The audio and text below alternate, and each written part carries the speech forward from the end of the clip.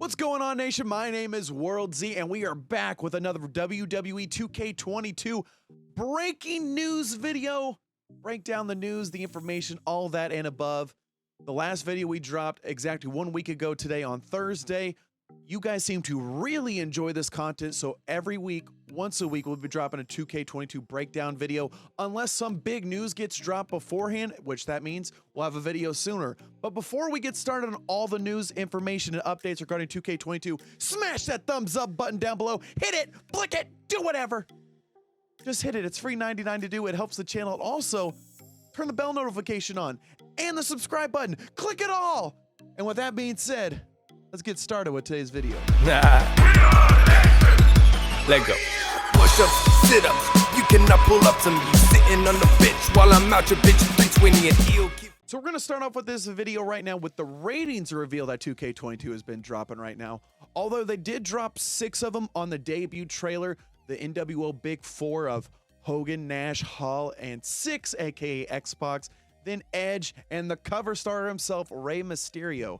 I'm pretty sure that's what it was. My thought was it could have been the My Faction cards, but after kind of doing some research, we're pretty certain that that is actually the overall of their characters. What they dropped first with Bobby Lashley with a 91 overall.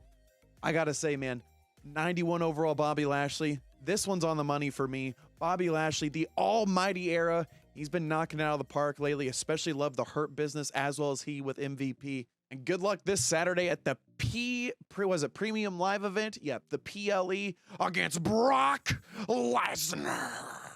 And then next what they dropped is the same thing as another 91 overall, is Drew McIntyre. Now, Drew had a great run in the Thunderdome era, but again, with the fans not being there, it was kind of really hard to connect with him as a champion. 91, I'm not sure if I feel that. Maybe an 89 to a 90. I think that would have fit him best. But again, you know, some people love Drew McIntyre, especially the sword. So why not give him a 91 overall? And then last but not least, well, one's going to drop when this video drops, so I unfortunately can't announce that one.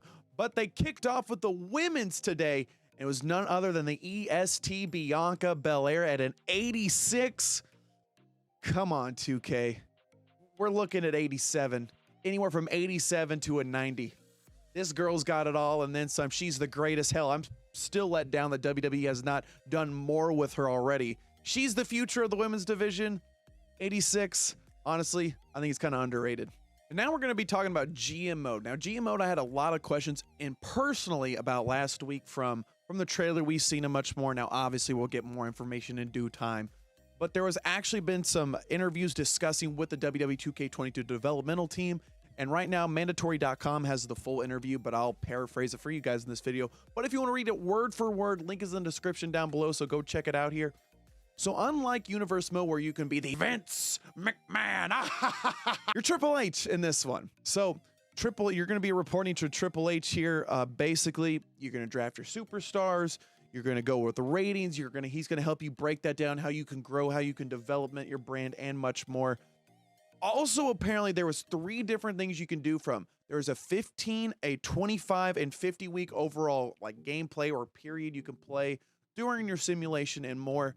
Also, as well, from what I have been reading here, there is simulate, spectate, and play. So you can actually play the match, watch it AI versus AI, which is what we do here on Twitch.tv, which, by the way, if you haven't yet, go over to Twitch.tv/WorldZ. We run the #1 E-Federation on Twitch, the WWA, and you can see me every Tuesday, Thursday, and Sunday. So go check us out, hit that follow button. Now, one major thing about spectate mode with my GM mode is it's not just the base set camera when you do quick play on AI versus AI.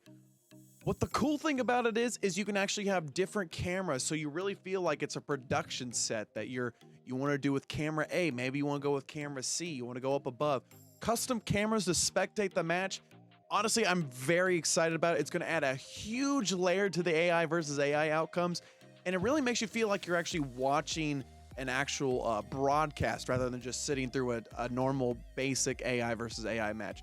So pretty cool thing for 2K to do there. And one of the cool things as well that I was reading up to is that you're going to get like social media, like tweets or posts from the community about what types of matches you've been booking, what your show's been looking like lately, so on and so forth.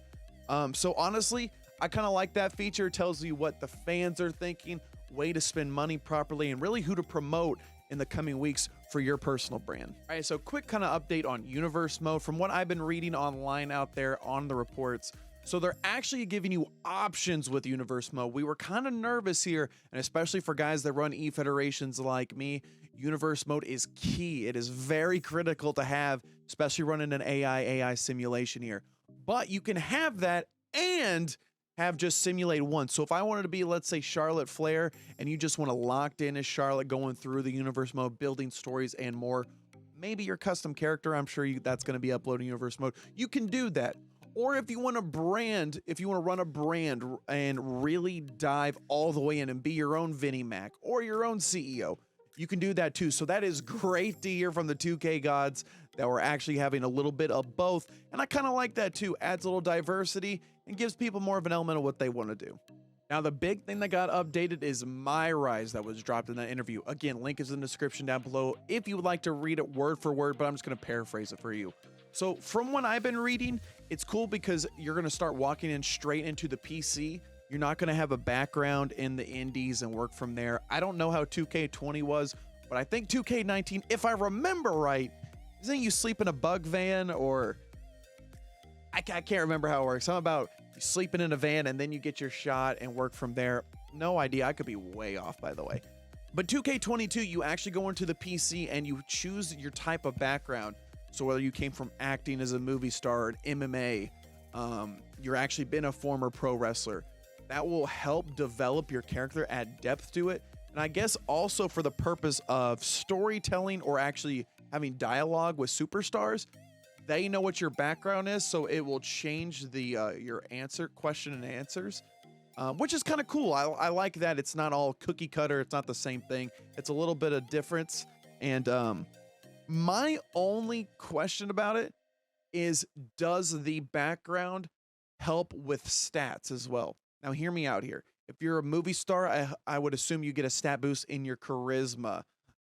Whereas your MMA, your striking, your kicks, your power, former pro wrestler, technique, you got stamina, you know how to counter a lot of moves. And I like it, I like that, the dialogue will have that where you have different MMA, they'll speak different to you than you were if you were a movie star. But if that's the only thing, honestly, that's not really of a big deal. So hopefully the 3 or 4 different backgrounds you get to choose from, maybe more, again, that was only chosen, that was said in the interview, actually helps your stats starting off in My Rise. And everything else, Nation, I'll keep you guys updated on. One thing in particular, my faction, we have not heard much on, which again, I'm trying to play it out how it would even work out, but I'm not a game developer. I'm a game player. I'm a content creator.